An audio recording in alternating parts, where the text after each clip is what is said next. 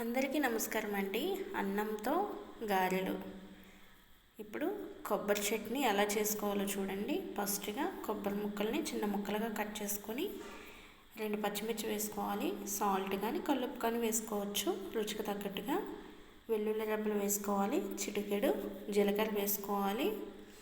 ఇవి బాగా మిక్సీ పట్టేసుకోవాలండి. ఇప్పుడు మిక్సీ అయిన తర్వాత కరివేపాకు, ఒక ఎండుమిర్చి, పోపులు వేసుకొని బాగా ఫ్రై చేసుకోవాలి. ఇప్పుడు మిక్సీ చేసుకున్న కొబ్బరి చట్నీలో ఇవి తాలింపు వేసుకోవాలండి. ఇవి వేసుకున్న తర్వాత చాలా టేస్టీగా ఉంటుంది. ఒకసారి నేను చేసే విధంగా రెడీ చేయండి. గారెల్లోకి కొబ్బరి చట్నీ చాలా బాగుంటుంది.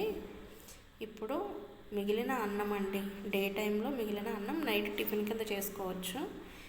ఈ అన్నం బాగా మిక్సీ చేసుకోవాలండి. మెత్తగా మిక్సీ పట్టుకోవాలి. ఈ మిక్సీ పట్టుకున్న దాన్ని ఒక గిన్నెలో వేసుకోవాలి. ఇప్పుడు ముందుగా నానబెట్టి పెట్టుకున్న మినప్పప్పు వేసుకొని మిక్సీ చేసుకోవాలండి. ఇది బాగా మిక్సీ చేసుకున్న తర్వాత అది కూడా రైస్లో మిక్స్ చేసుకోవాలి. ఇవి రెండు బాగా కలుపుకోవాలండి.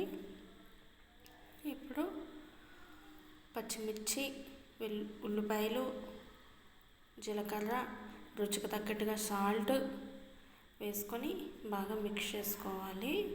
ఇది బాగా కలుపుకోవాలండి. ఇది కొంచెం నానితే గారెలు బాగుంటాయండి. ఇది బాగా కలిపిన తర్వాత ఉప్మా రవ్వ ఉంటుంది కదండి, తెల్ల నూకని కూడా అంటారు, అది కొంచెం కలుపుకోవాలండి. దీనివల్ల గారెలు గుల్లగా వస్తాయండి. ఈ నూక వల్ల టేస్ట్ కూడా బాగుంటుంది. ఇప్పుడు ఒక కవర్ తీసుకొని వాటర్ వేసుకొని లైట్గా వాటర్ చల్లుకోవాలి. దీని మీద గారె వేసుకోవాలండి. చూడండి ఎలా వేస్తున్నానో. ఇలా వేసుకుంటే పల్చగా వేయాలండి. కొంచెం బాగా ఉడుకుతుంది.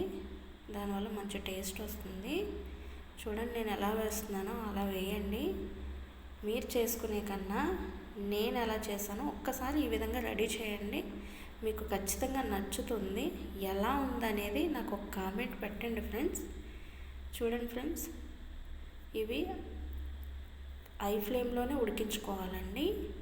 లో ఫ్లేమ్ అయితే అంటుకుపోతాయి, సరిగ్గా ఉడకవు. హై ఫ్లేమ్లో అయితే వెంటనే ఆయిల్ కూడా ఎక్కువ పీల్చకుండా ఉడికిపోతాయండి.